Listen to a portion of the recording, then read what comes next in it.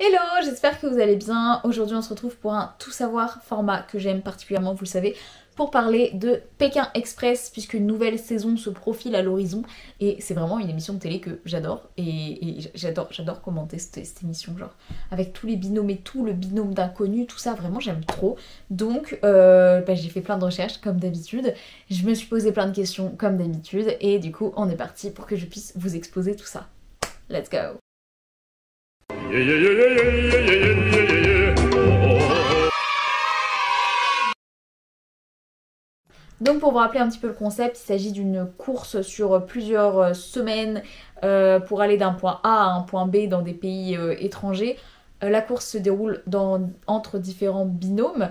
À chaque fois, ils doivent faire des petites étapes. Sur les petites étapes, ils doivent réussir à arriver premier. Pour réussir à arriver premier, ils doivent passer des défis où ils peuvent se prendre des handicaps, perdre du temps, gagner du temps.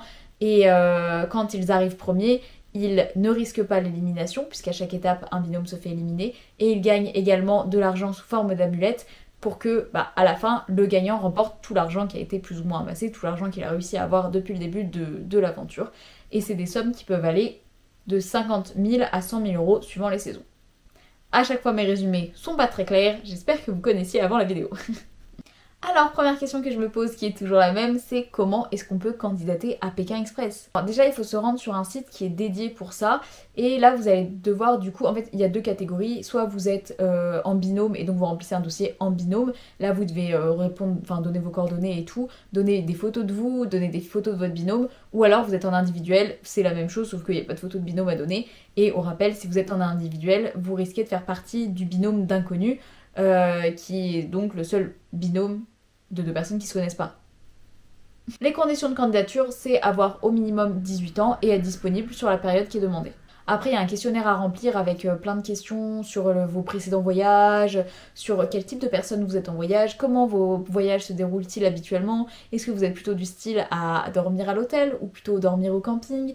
En fait, c'est vraiment... Ce qu'ils vont chercher, c'est des personnalités et ce qu'ils vont chercher, c'est des profils différents. Vous savez, en plus, c'est très caricaturé, Pékin Express, c'est vraiment genre les jumeaux nordistes, les jumelles luxueuses, enfin, c'est des trucs comme ça. Et du coup, ils cherchent des profils qui sont forts et des profils qui sont distinguables. Dans la même idée, on va vous poser plein de questions sur votre caractère. Est-ce que vous êtes l'intellectuel? Est-ce que vous êtes le manuel dans votre groupe d'amis? L'amusant? Le froussard? C'est pas obligé, mais il est fortement conseillé de poster une vidéo de vous, enfin d'envoyer une vidéo de vous, parce que le but c'est vraiment de taper dans l'œil des sélectionneurs. Et quand vous envoyez une vidéo, vous montrez que vous êtes à l'aise avec les caméras, que vous êtes à l'aise, que vous n'avez pas peur, que vous... Voilà, donc forcément, ça tape plus dans l'œil. Et surtout, montrez votre motivation et dites que vous êtes prêt à tout et que vous n'allez pas abandonner parce que c'est l'une de leurs peurs principales, bien entendu. On a 400 duos sur toutes les candidatures qui sont convoquées à Paris et qui vont se retrouver à faire des essais caméra. Au final, il y a 40 binômes qui passent cette première étape et au fur et à mesure, à force de leur poser des questions, des machins, des trucs, il en restera que 8. 9 si on compte l'équipe remplaçante, qui ne participe que s'il y a un des 8 binômes qui se désiste au dernier moment.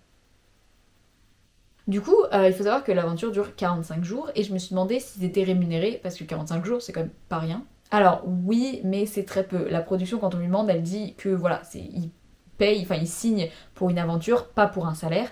Donc ils vont toucher un total de 1200 euros, en tout cas c'était le cas en 2012, qui va leur être versé en 2 fois. 500 euros après le tournage et 700 euros restants du coup après la diffusion. C'est une manière pour eux de s'assurer qu'ils ne vont pas divulguer des secrets ou spoiler tout le monde en fait sur l'aventure. On ne le dira pas, mais il y a eu une édition All-Star et là ils ont été payés bien sûr beaucoup plus. Ensuite, question qu'on se pose tous, je pense, quand on regarde Pékin Express, c'est au niveau des coulisses, comment ça se passe au niveau de la sécurité et au niveau de la santé. Donc Stéphane Rothenberg a accordé une interview pour parler de ça. Il a dit qu'il y avait une vraie équipe qui se déplaçait à chaque fois sur Pékin Express. Il y a des décorateurs, des techniciens, des chauffeurs, des traducteurs. Il y a entre 14 et 20 nationalités différentes qui sont représentées par saison. Et ils sont à peu près 140 à 150 personnes au début. Et en fait, à chaque fois qu'il y a un binôme qui jarte, et il y a une partie de la production aussi qui part. Donc ils se raccourcissent de plus en plus comme ça. Et ils finissent du coup à une soixantaine. Après, tout ce qui est montage et enregistrement, ça prend énormément de temps aussi. J'avais vu qu'il disait que ça pouvait prendre 60 jours juste pour tourner, enfin pour finir un épisode de Pékin Express, parce que voilà, il y a les voix off à rajouter, il y a toutes les vidéos de toutes les caméras à récupérer, faire quelque chose de logique, enfin bref, ça doit être une vraie galère. Alors, quel est le dispositif médical qui est mis en place sur place? Déjà, ils ont une batterie de tests avant de partir, bien sûr, les candidats. 30 à 40 jours avant le début de la course, on a un médecin qui va aller sur les lieux de la course, repérer toutes les infrastructures qui pourraient leur être utiles. Donc tous les hôpitaux, tous les SAMU, toutes les cliniques, comme ça, ils savent que s'il y a un problème, ils ont le registre qu'il faut pour porter aide aux candidats. Pendant le tournage, on a 2 voitures médicales qui sont placées en tête de la course, qui sont toujours prêtes à agir. Enfin, on en a une au début, une à la fin. Et il y a une trousse de secours dans toutes les voitures de la production. Alors je sais pas si ça aide beaucoup, mais il y a une trousse de secours dans toutes les voitures de la production. Faut aussi savoir qu'il y a constamment des gens de la production avec les candidats. Et pour éviter qu'il y ait des petits copinages et tout, les gens de la production ne suivent jamais le même binôme. C'est-à-dire qu'à chaque étape, ils sont obligés de changer de binôme. Bon, il faudrait pas qu'ils cherchent à les favoriser. Ah oui, sauf la nuit. Parce que vous savez, quand ils viennent toquer aux portes là, et ils disent non, mais c'est que pour 2 personnes. Moi je me disais que nenni, c'est pour 2 personnes et les 46 gens des caméras qui sont derrière. Et en fait, non, il y a que. Genre, les gens des caméras ils rentrent pour la soirée, mais il y a que les candidats qui dorment chez l'habitant et les autres ils partent, genre ils logent à une vingtaine de minutes. Ça me ferait trop peur. D'ailleurs, les logements ils doivent toujours respecter des certaines conditions d'hygiène et donc il faut que la production valide le logement.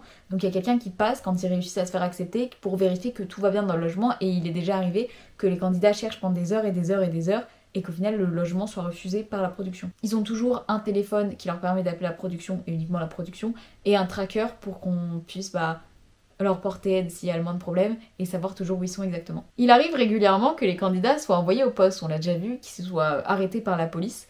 Et Stéphane, à propos de ça, il a dit que bah oui, mais les candidats ils le savent, hein, ça fait partie du show, ça fait partie du truc.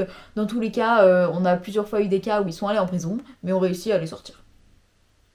Ah, c'est rassurant Stéphane.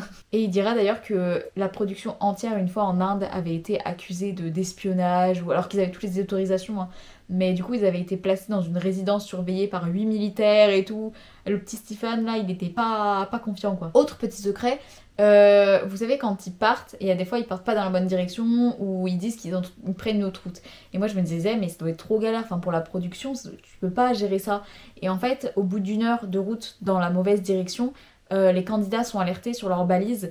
Donc parce qu'en fait ils considèrent que après 1 heure de perdu, bah tu peux plus revenir dans la course, tu peux plus gagner, donc dans tous les cas t'as perdu quoi. Donc ça revient au même et par contre ça leur évite de perdre des candidats dans tout le pays. Et aussi, alors un truc con mais moi je me disais comment ils font pour enchaîner comme ça tous les jours les épreuves, dormir par terre chez l'habitant machin et avoir encore l'énergie quoi. Et en fait, ils ont des jours de repos. Et je crois que ça, tout le monde le savait, sauf moi, bien entendu. Thierry Guillaume, qui est donc le producteur de Pékin Express, a expliqué que toutes les 2 étapes, ils passent une nuit dans un campement. En général, un camping avec douche chaude, mais ça reste rudimentaire pour rester dans l'esprit de la course. Ils en profitent pour laver leurs affaires.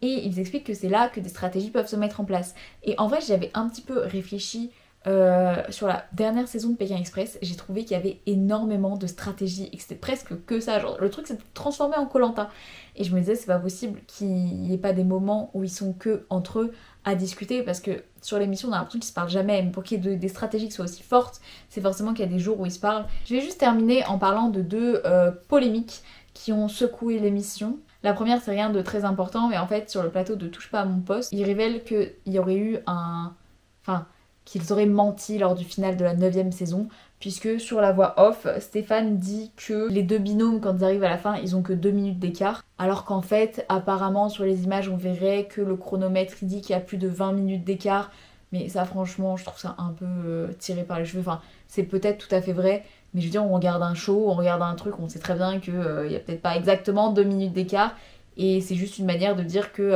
c'était quand même serré et de pas dénigrer l'autre binôme. Donc moi ça me choque pas. Et la deuxième par contre est assez violente, elle est même allée jusqu'à la justice. Je vais essayer de vous faire un gros résumé. Le 5 mars 2008, le Canard enchaîné va annoncer que l'émission est truquée. En effet, il s'appuie sur le témoignage de 2 collaborateurs qui déclarent que en fait la production c'est du début, quel binôme elle veut voir gagner, quel binôme elle veut voir aller loin, qui va être éliminé et tout, et que tout est fait en fait juste pour faire le show. En gros c'est ça. Ils disent qu'ils ont plusieurs fois vu des trucs de tricherie. Par exemple, il y a un conducteur brésilien qui avait acheté des paquets de chips à certains candidats et ils avaient vu ce même conducteur aller chercher en stop d'autres candidats le jour suivant. Et ils disent aussi avoir été parfois amenés à devoir payer des automobilistes pour qu'ils puissent s'arrêter et prendre en stop des candidats.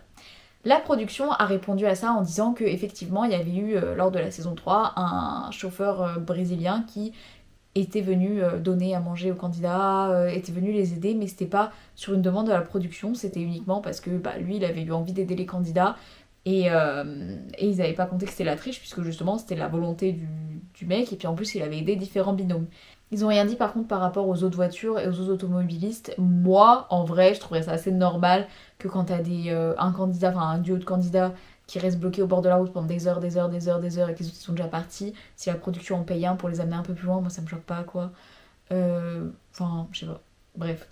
Et ils ont aussi dit que l'un des 2 collaborateurs qui avait raconté tout ça avait demandé à partir de Pékin Express en plein milieu d'une saison, à couper son contrat du coup pour des histoires de cœur, ce qui lui avait été refusé. Et donc ils disent que ça ressemble beaucoup à une vengeance quand même.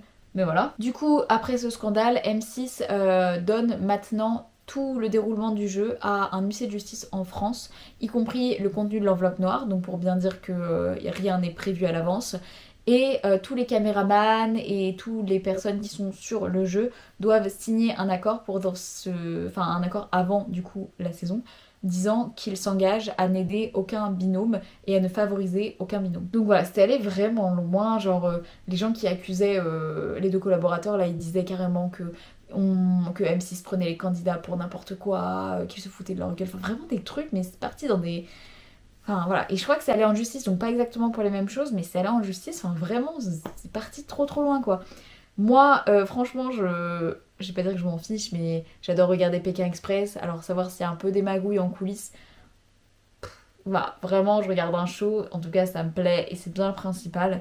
Donc voilà, dites-moi ce que vous pensez de tout ça. Dites-moi si vous avez appris plein de trucs dans cette vidéo, j'espère. Et j'ai trop hâte de lire vos petits commentaires. Dites-moi aussi sur quelle autre émission vous aimeriez voir un tout savoir. Et si vous allez regarder la prochaine émission de Pékin Express. D'ailleurs, si vous voulez avoir mon avis là-dessus, je vous laisse mon Instagram. N'hésitez pas à venir voir tout ça, j'ai trop hâte. Et puis à me partager votre avis. Comme d'habitude, je vous fais des bisous et on se retrouve très vite dans une nouvelle vidéo. Bye!